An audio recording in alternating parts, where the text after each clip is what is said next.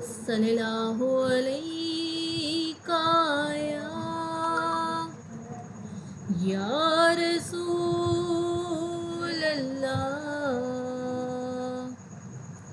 وسلم علیک یا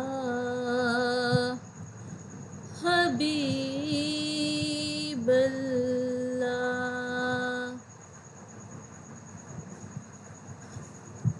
در نبی پر پڑی رہوں گی، پڑے ہی رہنے سے کام ہوگا۔ در نبی پر پڑی رہوں گی، پڑے ہی رہنے سے کام ہوگا۔ کبھی تو قسمت کھلے گی میری، کبھی تو میرا سلام ہوگا۔ خلاف معشوق کچھ ہوا ہے، نہ کوئی عاشق سے کام ہوگا۔ خلاف معشوق کچھ ہوا ہے، نہ کوئی عاشق سے کام ہوگا۔ خدا بھی ہوگا ادھر ہی اے دل، جدھر وہ عالی مقام ہوگا۔ کبھی تو قسمت کھلے گی میری، کبھی تو میرا سلام ہوگا۔ کیے ہی جاؤں گی عرض مطلب، ملے گا جب تک نہ دل کا مطلب۔ کیے ہی جاؤں گی عرض مطلب، ملے گا جب تک نہ دل کا مطلب۔ نہ شام مطلب کی صبح ہوگی، نہ یہ فسانہ تمام ہوگا۔ کبھی تو قسمت کھلے گی میری، کبھی تو میرا سلام ہوگا۔ در نبی پر پڑی رہوں گی، پڑے ہی رہنے سے کام ہوگا۔ در نبی پر پڑی رہوں گی، پڑے ہی رہنے سے کام ہوگا۔ کبھی تو قسمت کھلے گی میری، کبھی تو میرا سلام ہوگا۔ جزاک اللہ۔ سبحان اللہ۔ لیڈیز اینڈ جینٹلمین، یہ ہمارے لیے انتہائی فخر اور مسرت کا مقام ہے کہ آج اس تقریب میں ہمارے فاؤنڈر کریٹرز ہمارے درمیان موجود ہیں، جن میں ہمارے ساتھ سر ولید اعظم، مسٹر احمد اور سر جہانگیر موجود ہیں۔ سر ہم آپ کو دل کی اتاہ گہرائیوں سے ویلکم کرتے ہیں. ہم آپ کے بہت مشکور ہیں کہ آپ نے اپنے قیمتی وقت میں سے ہمارے لیے وقت نکالا. اب ہم سیشن کو باقاعدہ طور پر سٹارٹ کرتے ہیں. اس اہم موضوع پر تفصیلی گفتگو کے لیے ہمارے درمیان موجود ہیں پی یو اے سی پی اسلامک سوسائٹی کے پریزیڈنٹ سر شیراز.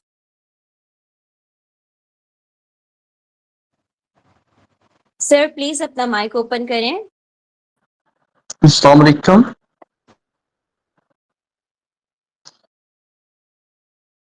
السلام علیکم. امید کرتا ہوں کہ آپ تمام لوگ بخیریت ہوں گے. اعوذ باللہ من الشیطان الرجیم. بسم اللہ الرحمن الرحیم. نحمدہ ونصلی وسلم علی رسولہ الکریم. اما بعد فاعوذ باللہ من الشیطان الرجیم.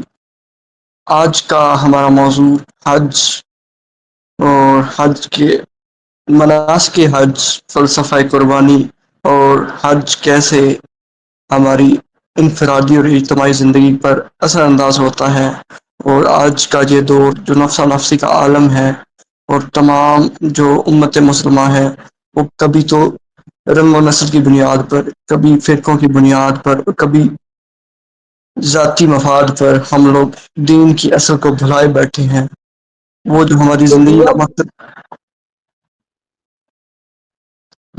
زندگی کا مقصد ہے اس کو ہم بھلائے بیٹھے ہیں. تو آج پی آئی ایس کے تھرو ہم لوگ اس سیشن کے تھرو ہم یہی ریممبر کرنے کی کوشش کریں گے کہ اس بھولی ہوئی یاد کو، اس بھولی ہوئی چیز کو، حج جیسا مقدس فریضہ ہمیں جس اتحاد اور اتفاق کی فضا کو قائم کرنے کا درس دیتا ہے. تو اب بات کرتے ہیں حج پر. حج ہے کیا؟ حج بیسیکلی اگر اس کے لغوی معنی کی بات کریں تو حج کہتے ہیں زیارت کے ارادہ کو. کسی چیز کی زیارت کرنے کا ارادہ حج کہلاتا ہے. لیکن اس کی اصطلاحی معنی کی اگر بات کریں تو اصطلاح میں خانہ کعبہ، بیت اللہ کی زیارت اور وہ تمام امور جو مناسک حج کہلاتے ہیں ان میں ایک انسان صف بستہ ہو کر، ایک جیسا لباس پہن کر، اپنے خالق، اپنے مالک اللہ رب العزت کی بارگاہ میں حاضر ہو کر جو مخصوص امور سر انجام دیتا ہے، جو 8، 9، 10، 11 اور 12 ذی الحج کو ان 4-5 دنوں میں جو انسان دنیا کے مختلف کونوں سے آ کر انجام دیتا ہے اس کو حج کہتے ہیں. اب اگر بات کریں کہ حج جو ہے وہ فرض کیا، حج یا ارکان اسلام میں حج کا نمبر کتنا؟ تو نبی پاک نے فرمایا بنی الاسلام علی خمس، کہ اسلام کی بنیاد جو ہے وہ 5 ارکان ہے. 4 تو حج جو ہے وہ اس پہ 5واں رکن ہے. حج مسلمان عاقل بالغ اور صاحب استطاعت مسلمان پر فرض ہے، بلکہ مسلمان مرد عورت پر فرض ہے. صاحب استطاعت سے مراد وہ انسان یا وہ بندہ ہوتا ہے جو حج کرنے کے اخراجات کو افورڈ کر سکے، اور حج میں جو دوران حج اس کے مختلف امور ہوتے ہیں ان کو انجام دینے کے قابل رہ سکے. نہ صرف خود اپنے اخراجات حج کو مینج کر سکے، بلکہ اس کے ساتھ ساتھ اس کے پاس اتنا سرمایہ ہو کہ وہ واپس اپنی جو فیملی ہے ان کے نانا نفقہ کا بھی بندوبست کر کے جا سکے. یہ زندگی میں کم از کم ایک بار فرض ہے. اس کے آگے جتنا اللہ تعالیٰ کی بارگاہ میں آپ کو حاضری کا شرف ملے یہ نصیبوں کی بات ہوتی ہے. حج میں کوئی پیسہ نہیں دے کر، میں نے بڑا سنا ہے کہ حج جو ہے وہ پیسوں سے ہوتا ہے، حج یہ ہوتا ہے، حج وہ. میرا ماننا ہے کہ حج نصیب والے لوگ کرتے ہیں، ورنہ بہت ساری ایسی میں نے مثالیں دیکھی ہیں کہ لوگ 8، 10 سال سے، 12 سال سے، 15 سال سے سعودی عرب میں مقیم ہے اور ان کو اتنی توفیق نہیں ہوتی کہ وہ جا کے اللہ تعالیٰ کے گھر میں یا مسجد نبوی میں 2 رکعت نماز ہی ادا کر سکیں. حج دور کی بات. تو یہ خاص اللہ تعالیٰ کا کرم ہوتا ہے، اللہ تعالیٰ کی عطا ہوتی ہے، اور اللہ تعالیٰ کا بڑا جو ہے وہ احسان ہوتا ہے کہ بہت سے لوگ جو حج کی درخواستیں دیتے ہیں بڑے نصیبوں والے. ویسے خواہش تو ہماری سب کی ہے کہ اللہ تعالیٰ ہمیں حج کروائے، اپنا گھر دکھائے. ظاہر سی بات ہے کہ مسلمان کے لیے، ایک مومن کے لیے یہ چیز بڑی ہی ایک روح پرور منظر ہوتا ہے. انسان سب بھول جاتا ہے. اب مجھے وہ شعر یاد آ رہا ہے نعت کا کہ کعبے پہ پڑی جب پہلی نظر، کیا چیز ہے دنیا بھول گیا. تو وہ جو پہلی نظر ہوتی ہے یہ انسان کو یہ تڑپ، میں کہتا ہوں کہ انسان میں جب تڑپ ہوتی ہے نا کچھ کرنے کی چاہ ہوتی ہے، وہ انسان کو، وہ اللہ تعالیٰ بھی فرماتا نا لیس للانسان الا ما سعی، انسان کے لیے وہ ہے جو جس کے لیے انسان کوشش کرتا ہے. تو جب اللہ سے مانگتے ہیں تو اپنی ذات کو نہیں، اس مانگنے والی جس سے ہم مانگ رہے ہیں اس کی ذات کو ملحوظ خاطر رکھ کے مانگے نا، کہ ہم تو گنہگار سے انسان ہیں، ہم سے پتہ نہیں کیا بھول چک ہوتی رہتی ہے، لیکن وہ تو عفو درگزر کا، وہ تو 70 ماؤں سے زیادہ پیار کرتا ہے نا ہم سے، اس کو پتہ ہے کہ کون کس طرف سے مجھے پکار رہا ہے، وہ ہماری شارک سے بھی قریب ہے. تو میں یہ سمجھتا ہوں کہ اگر ہمارے میں تڑپ ہوگی، اگر ہمارے میں اتنا حوصلہ ہوگا، وہ تو پھر یہ ایک الگ بات ہے کہ فلاں میری باری اس سال نہیں تو اگلے سال سے لیکن آئے گی. یہ اللہ کی رحمت سے نا امید ہونا یہ بالکل بھی قرآن پاک ہمیں اس چیز کا درس نہیں دیتا کہ ہم بینگ اے مسلم اس چیز کو چھوڑ دیں. اب اگر بات کریں حج کی فرضیت کی، تو حج جو ہے وہ جب فرض ہوا تو حضور پاک صلی اللہ علیہ وسلم نے اپنی زندگی میں ایک ہی حج کیا، جس کو آپ کا پہلا اور آخری حج کہا جاتا ہے. آپ نے جب حج کیا تو آپ نے حج کے موقع پر خطبہ دیا، جس کو تاریخ میں خطبہ حجۃ الوداع کے نام سے جانا جاتا ہے. اس پہ بھی ہم تفصیلی گفتگو کریں گے.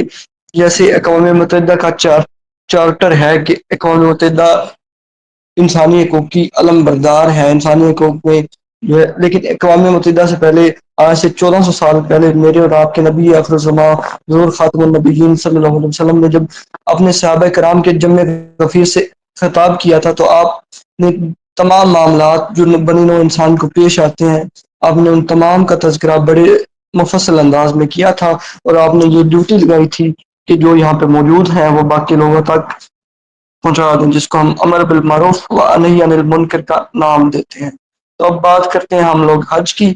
حج پہ اب تفصیلی گفتگو کرتے ہیں، اس کے بعد انشاءاللہ تعالی ہمارا اگلا جو ٹاپک ہے وہ یہی ہوگا کہ حج کیسے ہمیں ایک جو ہے وہ دیتا ہے.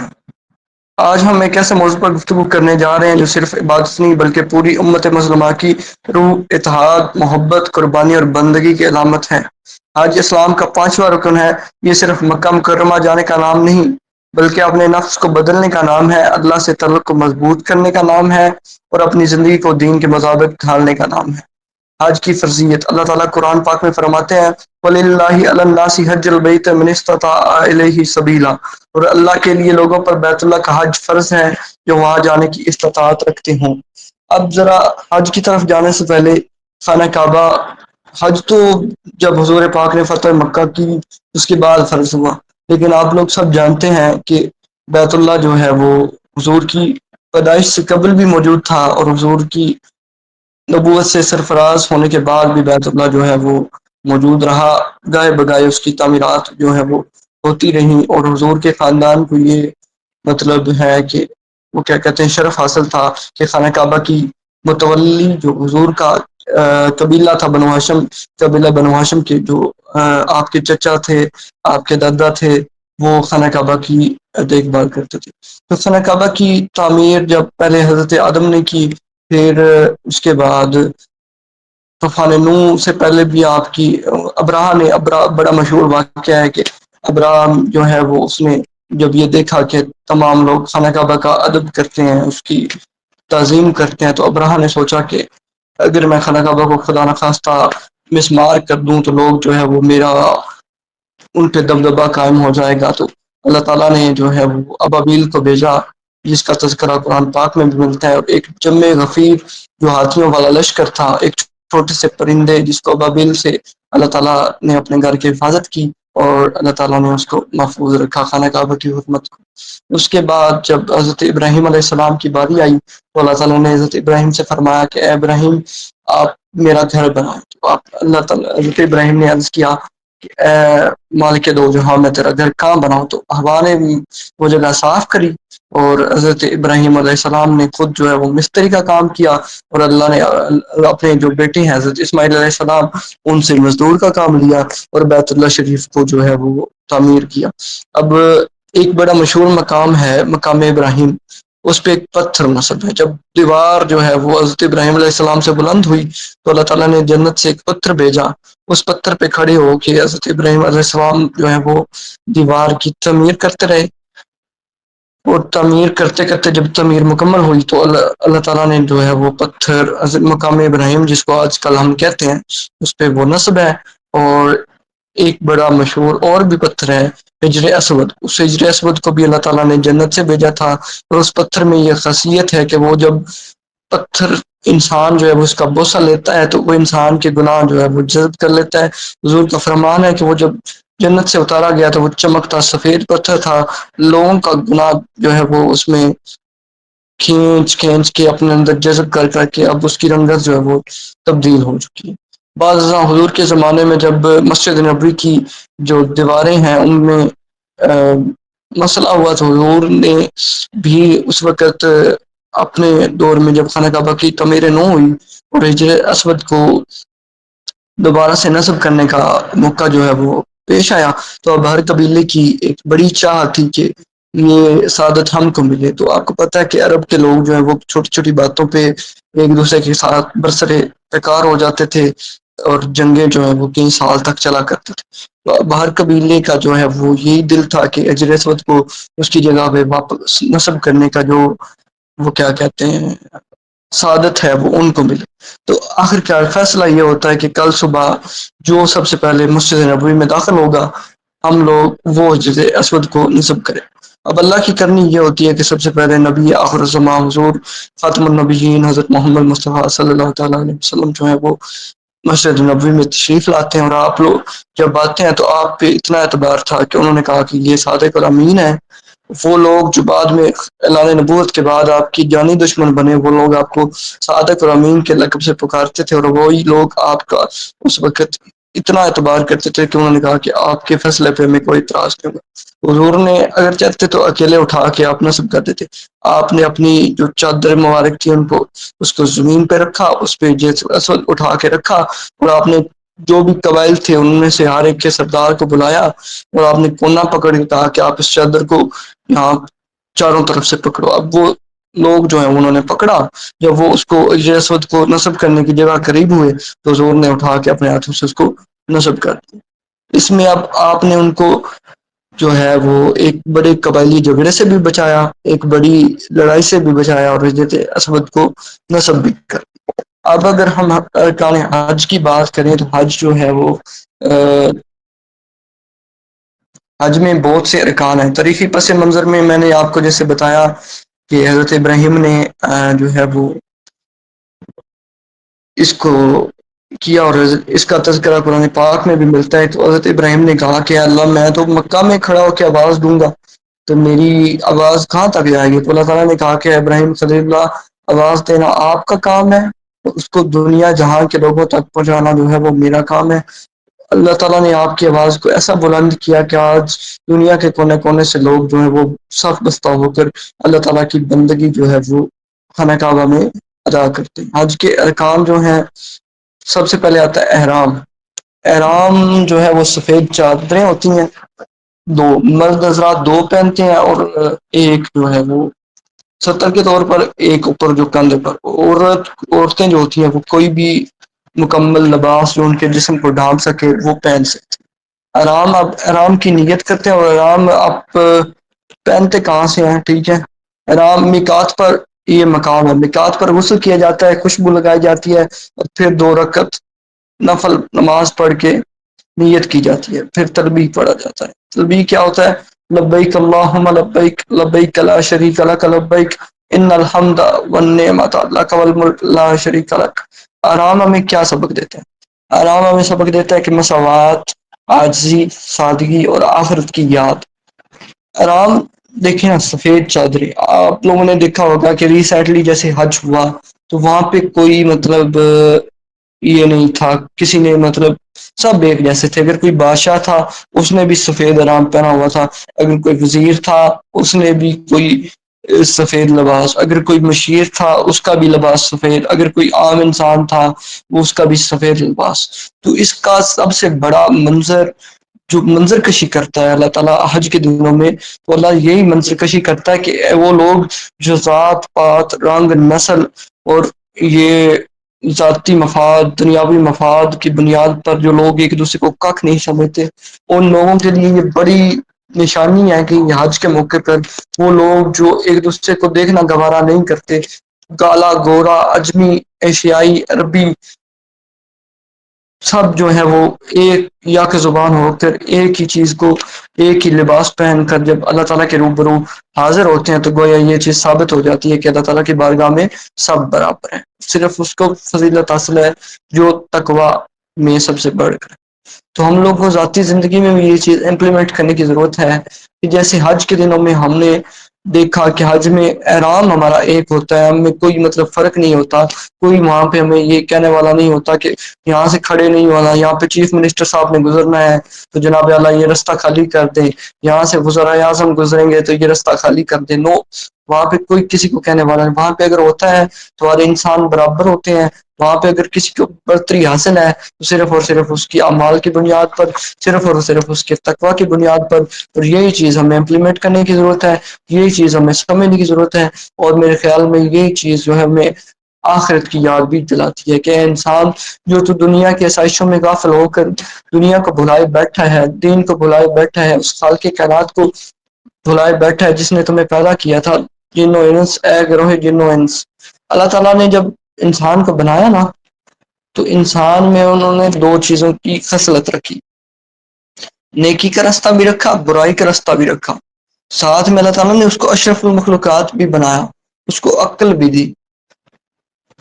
اب یہ ہم پہ ڈیپینڈ کرتا ہے کہ ہم راستے کس کی طرف چلتے ہیں۔ کل کو میں بڑا سنتا ہوں کہ کہتے ہیں کہ اللہ تعالیٰ غفور الرحیم ہے، اللہ تعالیٰ جو ہے وہ بڑا بخشش کرنے والا ہے، بخش دیتا ہے۔ میں اس بات سے انکار بھی نہیں کرتا کہ اللہ تعالیٰ کی رحمت جو ہے وہ بڑی ہے، کافی حد تک ہے، اس کا اندازہ لگانا مجھ جیسے کہ انسان کے بس میں نہیں ہے۔ لیکن کیا جنت ملنا اتنا آسان ہے؟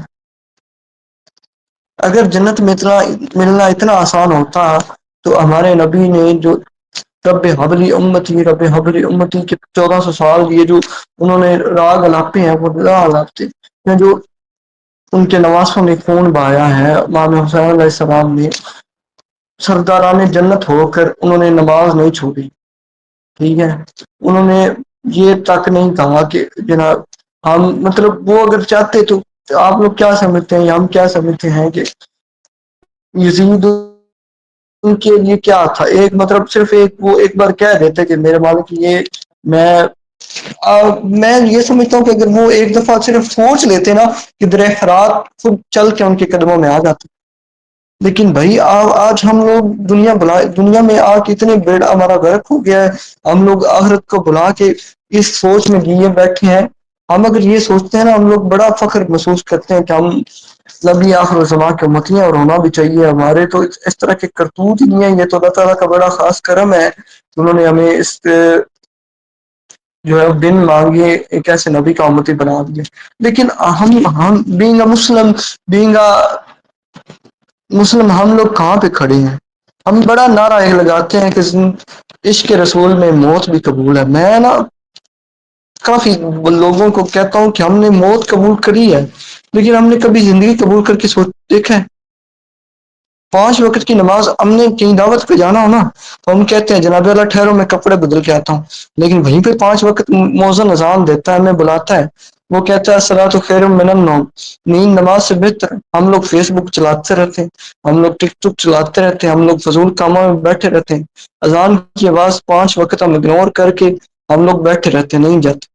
اور جب قبر میں سوال ہی پہلا نماز کا ہوگا تو پھر ہم کہتے ہیں کہ حضور شفاعت کریں گے، بروزے قیامت بروزے حشر اگر حضور نے ہم سے منہ موڑ لیا تو ہم کہاں جائیں؟ خدارا اپنے آپ کو ٹھیک کریں، اپنے آپ کو سوچیں، اپنے آپ کو سمجھیں۔ اگر جنت ملنا اتنا آسان ہوتا تو شہزادہ رسول جگر گوشہ بطول تلواروں کے سائے تلے یہ مت نہ کہتے کہ شمر نماز کا ٹائم ہے مجھے نماز پڑھنے دو۔ ایسا فیصلہ کیا، ان کو لگتا تھا کہ یہ بندہ صرف صادق و امین ہے، ان کو یہ نہیں پتا تھا کہ یار یہ بندہ اتنا ذہین بھی ہے۔ انٹیلیجنس چیک کرو نبی کریم صلی اللہ علیہ وسلم کی، کہ اپنی چادر مبارک لی اس میں حجر اسود یعنی کہ ڈال رکھا، ٹھیک ہے، اپنی چادر مبارک میں. اور سارے یعنی کہ سرداران قریش کو کہا کہ جو بھی اپنے قبیلے کا جو بڑا ہے نا وہ چادر کو نا اس کے ہر ایک کونے سے پکڑ لے اور اس کو اٹھائے اور لے کے چلے خانہ کعبہ کی طرف. تو انہوں نے چادر اٹھائی ہر ایک کونے سے یعنی کہ ہر ایک سردار نے پکڑا، وہ لے کے گئے. تو وہ جب خانہ کعبہ کے پاس پہنچے تو ہوا یہ کہ نبی کریم صلی اللہ علیہ وسلم نے یعنی کہ جب خانہ کعبہ کے پاس پہنچے تو ساروں کی یعنی کہ چونکہ ہاتھ چادر کو لگ گئے تو سب کا حصہ ڈر گیا. نبی کریم صلی اللہ علیہ وسلم نے اپنے مبارک ہاتھوں سے حجر اسود کو یعنی کہ اٹھایا اور ادھر یعنی کہ نصب کیا. اور جو آج حجر اسود کو دیکھتے ہیں نا، جو یہاں جہاں پہ یعنی کہ حجر اسود نصب ہے، وہ نبی کریم صلی اللہ علیہ وسلم کے مبارک ہاتھوں سے لگایا ہوا یعنی کہ دوبارہ لگایا ہوا وہ پتھر وہ آج بھی وہیں پہ ہے. یہ دوبارہ نصب کیا گیا نا، یہ نبی کریم صلی اللہ علیہ وسلم نے یعنی کہ دوبارہ نصب کیا تھا، وہ آج بھی اسی جگہ پہ موجود ہے جہاں پہ نبی کریم صلی اللہ علیہ وسلم نے نصب کیا تھا. تو یہ سارا واقعہ تھا. اور اس واقعے سے یہ فائدہ، یہ جو سارا فیصلہ وہ نبی کریم صلی اللہ علیہ وسلم نے یعنی کہ حجر اسود لگا دیا، اس کا فائدہ یہ ہوا کہ عرب جو تھے وہ بہت بڑی خون ریز جنگ سے یعنی کہ بچ گئے. کیونکہ جیسے کہ میں نے کہا کہ تلواریں نکل آئی تھی، اگر نبی کریم صلی اللہ علیہ وسلم وقت پر فیصلہ نہ کرتے تو ہو سکتا ہے کہ ایک دوسرے کو مار کاٹتے یہ دونوں جو عرب کے قبیلے تھے. تو نبی کریم صلی اللہ علیہ وسلم کی ادھر ہمیں یہ پتہ چلتا کہ وہ صرف صادق و امین نہیں تھے، وہ انٹیلیجنٹ بھی بہت تھے. دنیا کی جتنے بھی ایک ہیومن ایٹریبیوٹس ہوتے ہیں نا، کہ انسان کی جتنی بھی خوبیاں، وہ کوئی ایسی خوبی نہیں تھی جو نبی کریم صلی اللہ علیہ وسلم کے اندر نہیں تھی. نبی کریم صلی اللہ علیہ وسلم کے اندر اللہ تعالیٰ نے ہر ایک خوبی رکھی تھی کہ وہ بندہ جس کو لوگ صادق و امین کہتے ہیں، وہ اس بات پر بہت شاکڈ ہو گئے کہ یار ہم اس کو صرف صادق و امین سمجھتے تھے، یہ تو انٹیلیجنٹ بھی بہت ہے. ان کی انٹیلیجنس کے بھی قائل ہو گئے نبی کریم صلی اللہ علیہ وسلم کے کہ یار انٹیلیجنٹ بھی بڑا ہے، سونے پہ سہاگا، ایک تو صادق و امین ہے اوپر سے انٹیلیجنٹ بھی بہت ہے. تو یہ سارا واقعہ تھا جو میرے ذہن میں تھا. میں نے کہا یار یہ ان کو بتانا ہے کہ بہت خوبصورت واقعہ ہے جس سے لوگوں کا نا ایمان تازہ ہو جاتا ہے. اس لیے میں نے سوچا کہ آپ لوگوں کو واقعہ سارا بتاؤں، کیونکہ یہ واقعہ مجھے بچپن سے یاد ہے. تو آئی ہوپ آپ لوگوں کو واقعہ سن کے مزہ آیا ہوگا کہ بہت خوبصورت واقعہ ہے یہ. تو شکریہ آپ سب کا کہ آپ نے ان کے مجھے موقع دیا. جزاک اللہ.